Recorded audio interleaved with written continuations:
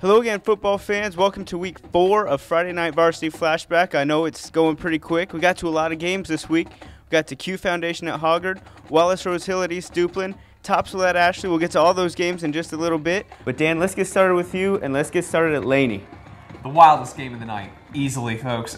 Before the game, baseball state championship team at Laney, honor before the game. They got their rings, little banner before the game. That was good. And then you get down to it, and this was not a baseball score, folks. This was all about responding. West Brunswick's first drive ends in a blocked punt, but then they turn around and block the field goal, so they keep it even. The Trojans' second drive also ends in a blocked punt, but after that, then the scoring really gets started. Mike Sheehan finds Tevin Clay, one of 14 receptions tonight for Tevin Clay. But if you like the passing on the one side, you like the run on the other, that's Quan Bates, 65-yard touchdown run. You got 20-13 at the half, 28-27 through 3, and then the Trojans pour on the points and hold off a desperate comeback. The Bucs scored twice in the last 2.5 minutes, but missed a couple two-point conversions, and we're down to the 6 at the buzzer. 42-39 in this one. Sheehan threw for 455 and 5. I mean, you know, Quan Bates runs for almost 200 yards and 5 touchdowns. This is insane. Yeah. Both teams are 2-2, and I have no idea how. I was at the first couple quarters of that one, and it was offense, offense, offense. So we go over to Wallace Rose Hill, East Duplin now. Not as much offense. A little more on the defensive side in this one. Yeah, that's some hitting over there. Absolutely is. You know, Wallace is looking to stay unbeaten after their title last year, and they're really off to a good start tonight. You know, they ran into some tough breaks. They missed a field goal early. They had a fumble that looked like DeJuan McKenzie was going to go all the way back about 75 yards for a scoop and score. It gets called back for a penalty. They don't end up scoring on that drive. They go into halftime trailing. They actually go into the fourth quarter trailing in this one. The offense was able to put up 9 fourth quarter points, including a redeeming 44-yard field goal from Jose Flores. You know, good to see kids when they miss one, they come back and hit one from even deeper. So that was a good one there.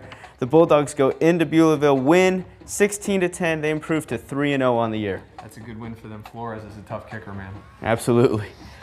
All right, next up, that's me. That's Topsail at Ashley.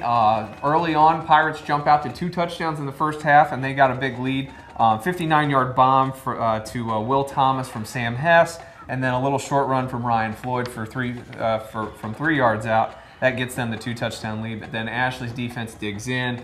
Their secondary can hit a little bit, so I think they started finding their range, got a blocked field goal at the end of the half, and then got a couple runs from Alex Kennedy and a 30-yard field goal early in the fourth quarter from Justin Wayne, and they go on to win 17-14. That's a 2-game winning streak for the Screaming Eagles. Yeah, and we've seen a couple times now, Ashley, when that pass isn't necessarily working, they're not afraid to go to the ground. I think they're finding some balance, and that's helping them a lot. Absolutely, absolutely. Well, over to Hoggard now, where they were looking for just anybody that they could beat, and they were really, really overmatched Q Foundation, and I think it's a really good game for them. Javon Jenwright did not get the start at quarterback tonight. Christian Pavermo did. He looked pretty good in the first half, got Hoggard up to a 17-0 lead. Q Foundation really didn't help their cause, turning the ball over. Falcons quarterback Marquise Gaston looked to keep it. He was stripped. Nicholas Bannerman went the other way, looked to have a scoop and score on his own, but he got run down. Charles Crawford said, "No worries, I got you." He covered it up, set up good field position for Hoggard. That led to a 3-yard score from Kendrick McDuffie Mitchell. Hoggard went up 23-0 at that point, right before the half. Their defense managed to pitch to shutout the rest of the second half. Jenwright came in for some cleanup duties, really kind of ran the clock out, and Hoggard looked good, got the win they needed. They're up to 1-3 on the year now. That's exactly what needed to happen for them. Go in, get the game done, get out of there, win, and let's build on this. Absolutely. Long season still for them to play. They can still get back into the mix. Absolutely. Let's get to some other notable scores on the evening. New Hanover went to Southeast Raleigh, walked out of there with a 13-12 win. They improved to 3-1 on the year. East Bladen stays unbeaten with a 49-14 win over Clinton. North Brunswick 34-20 over East Columbus. They're 3-1 now on the year. That's a second half shutout for the Scorpions, who couldn't stop anybody for about 2.5 games. Coach Gary Bishop said he was really, really pleased with how his guys turned out in the second half in that one. Whiteville, they fell to Lumberton. Lumberton looks for real. That was a 42-14 win.